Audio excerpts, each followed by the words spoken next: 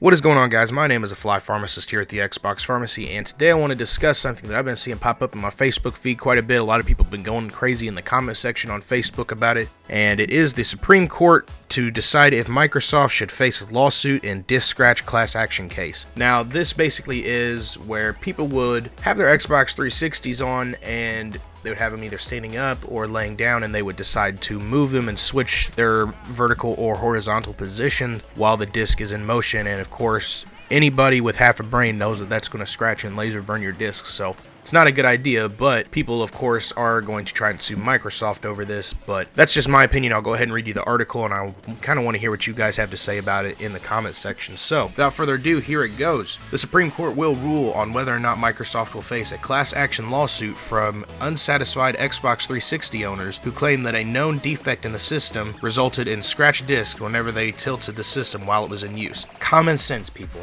Common sense.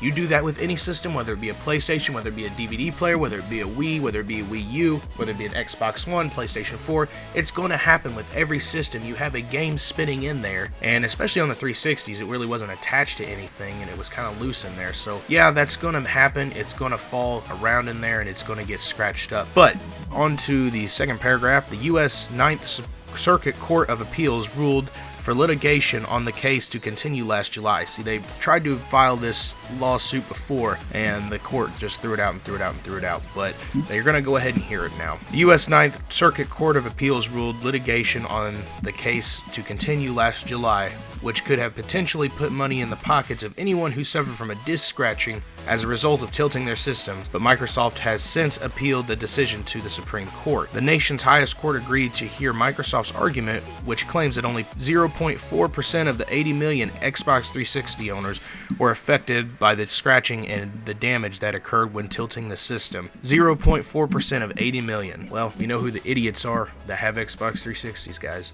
As I said in the beginning of the video, it's just common sense. You don't move a system or a console or anything like that that has a disc spinning in it while it is in motion. So I really don't think the Supreme Court is going to hear these people out. But then again, they've appealed this I don't know how many times already. I don't know. We'll have to see what happens with that. I'll be definitely following it. I'm kind of interested to see, how this is going to turn out, if they're just going to throw the case out or if they will reward us for that. I actually have a little story myself. It was the very first Xbox 360 that I ever got. It was when the Slim model just came out. Not the newest one we have now, but the one before that. Is when that first came out, and me and my little brother, we got that for Christmas one year. We got Halo Reach, and I remember it like it was yesterday because it was the worst sound in the world. And I had the thing standing up. Probably shouldn't have done that, but you know what? Oh well, that's how they advertise it. So if I'm going to stand it up, I'm going to stand it up. Plain and simple, I got mine standing up right now. Anyway, I had the system standing up, and my mom walks in the room, and she decides, oh, I think it would look better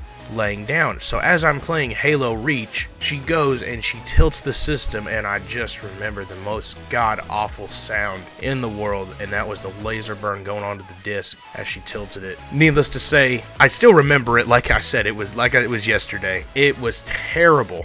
And of course she went and got me another one, but still, that just hurt. I really wanted to play some Halo that day, but oh well. At least she went out and got me another one. I'm still thankful she went and got me an Xbox for Christmas, though. But anyway, it's just common sense. You don't do that, and I think she even learned a lesson that day. So here's my final thoughts on all of this, and that's what I'm going to leave it at. You guys can let me know what you think, whether you agree or disagree with me in the comments.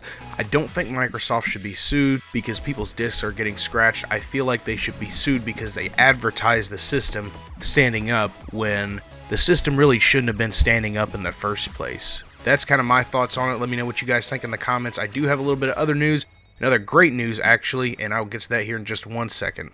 So I guess there was a rumor going around, and I honest to God had no idea that it was even going around. I kind of heard a little bit about it, but I didn't realize that it was big enough for Xbox and Phil Spencer to actually say something about it, and that is the rumor that the Xbox 360 servers will shut down this November of 2016. And he simply put, not true.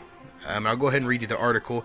Xbox boss Phil Spencer has quelled rumors that Microsoft would halt support for Xbox Live on Xbox 360 consoles this November. The rumor seems to originate from a statement made last May by the blogger Blazing Noble at TrueAchievements.com, who claimed a friend who has a lot of industry contacts told him that Xbox Live would shut down by November 2016. The claims lined up with statements from Xbox Chief Marketing Strategist Officer Youssef Mendy. I can't even say that. Youssef Mendy, who said in April of 2013 that the City Global Technology Conference, the Xbox 360 platform would see support for another 3 years. However, Spencer shut down the speculation on Twitter, telling a worried Xbox 360 user that the rumors were simply not true. A decision to pull online support from the 360 would have been fairly shocking, given that Microsoft's last-gen consoles currently outnumbers the Xbox One fourfold. Additionally, the company waited nearly 6 years after the launch of the original Xbox to shut down, after the launch of the 360, they waited 6 years to shut down the original Xbox Live. So that's actually really exciting news. I was kind of afraid that they would shut it down here soon. I love my 360. Honestly, I love it a whole lot better than this piece of garbage Xbox One. I really can't stand the thing, and I can't wait for the next generation. I mainly just stick to my PlayStation 4, but most of my games are on my Xbox. I play some Siege on my PS4, but I'm so glad that the 360 isn't shutting down. It is one of my favorite consoles, probably my favorite console personally. That kind of just made my childhood, the 360 did. And it was going to be definitely heartbreaking for them to shut that down. I know it's eventually coming one day, but my speculation is they would at least try and get all these backwards compatible games over before shutting down support on the Xbox 360. It would just seem kind of silly to do that. Now, I don't know if when they shut down the 360 servers that all of the games are going to be shut down for live, like Black Ops, MW2, stuff like that. I'm not sure. I would certainly hope not. I'm pretty sure those run on independent servers. I don't know for sure. Let me know if you guys know in the comments, or let me know your speculations on it. But that was great news for me. I was so excited to hear that today and see that article. I'm so glad that they're not shutting down. I know a lot of other people are. Anyway, if you guys enjoyed this video, let me know in the comments section. Go ahead and hit that like button if you did. If you hated the video, go ahead and hit that dislike button and let me know why you didn't like it in the comments section. Thank you again for watching, everybody. This is the FlyPharmacist signing out.